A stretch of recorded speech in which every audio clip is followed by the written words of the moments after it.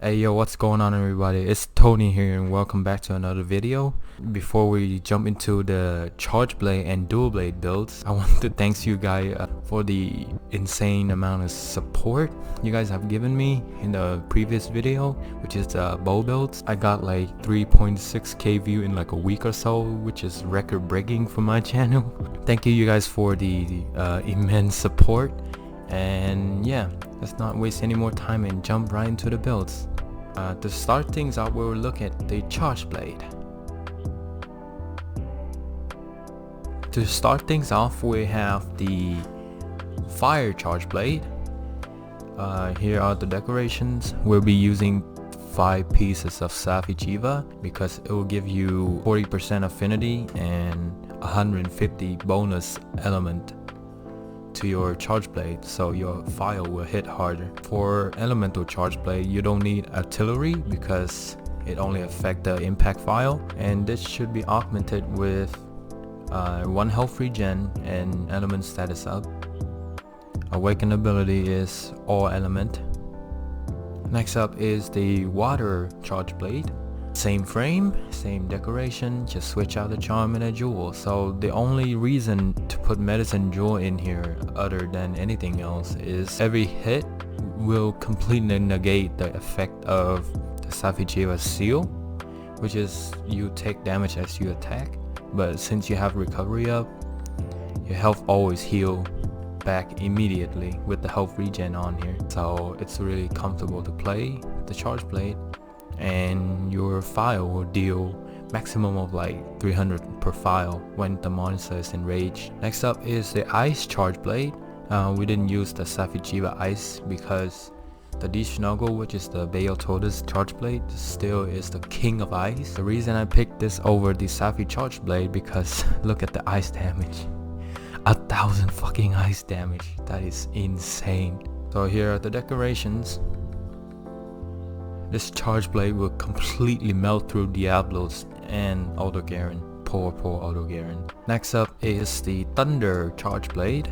Same frame, same skills, just switch out the jewel and the charm again.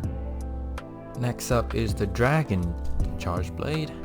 Here are the decorations. Same thing. Switch out the charm and the jewels. All of these charge blades need to be awakened with element up because we're trying to push the element. Lastly will be the blast charge blade. Oh, here are all the decorations. You can put brace in here if you don't have a phoenix jewel, but phoenix jewel will give you like 12 raw attack and 30 additional blast to your weapons when you recover from a blight. And this should be augmented with affinity increase, health regen, and 1 elemental status up. And the awaken ability can be all attack or 2 sharpness increase, depends on how you guys want to play this. Purple sharpness will also increase your damage a little bit. It won't affect your impact file because impact file is affected by the raw attack of the weapon and also affected by the artillery skill. So for this build you can either play SAD or Savage X, it doesn't matter. With the combination of Master's Touch and like focus, you can charge up your fire really quick and just completely melt through the monster with Savage X gameplay like so. Yeah, the damage is just insane.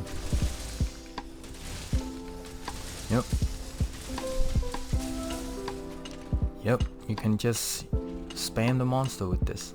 Next up, we'll be looking at the builds for the dual blades. I love this thing, man. This thing, the design of it, the glowing, the freaking particle, and it's just Okay, here is the Safi Hellclaw, which is the fire dual blade. We augmented with affinity increase and element status up.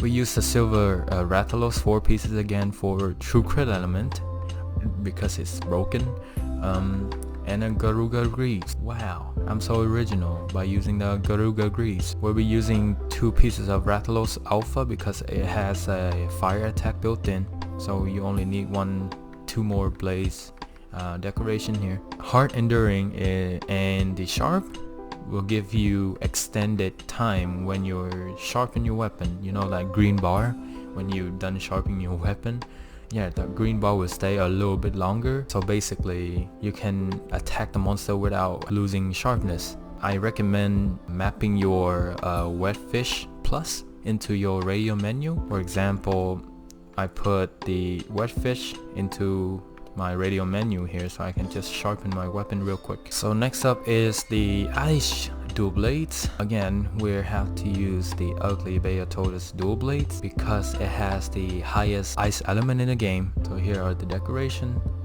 We're using 2 pieces of beta now. This should be augmented with maximum element affinity increase. The reason I didn't use the hard enduring in this build because it has like a huge chunk of white sharpness. So whenever you put your mantle on, you can just sharpen your weapon and it lasts the entire duration of your mantle, to be honest. Next up is the water dual blades. Decoration are the same. Well, not the same, but like slightly different. If you don't have the jewel, just try to replicate this as much as you can. Next up is the thunder dual blades. Here are the decorations. Whoa, what am I doing here? Oh, okay, I get it. So we're awaken this dual blade with all element up again, affinity increase and elemental status up. We'll be using Kirin long arm because it have 3 level of thunder attack built in, which is very nice. Next up is the dragon dual blades. The same awaken ability, the same augmentations, just switch out the jewels. Finally will be the blast dual blades. Here are the decoration, and we awaken this with 2 sharpness increase and 1 attack level 6 and 2 attack level 5. We augment this with attack increase and health regen. Anyways, if you enjoyed the video, please subscribe below if you haven't already. Leave some comments for me to fix these up to you guys' interest. And yeah, thank you again for the support on my last video. My channel completely blew up because of you guys. Anyways, have a good day and peace out.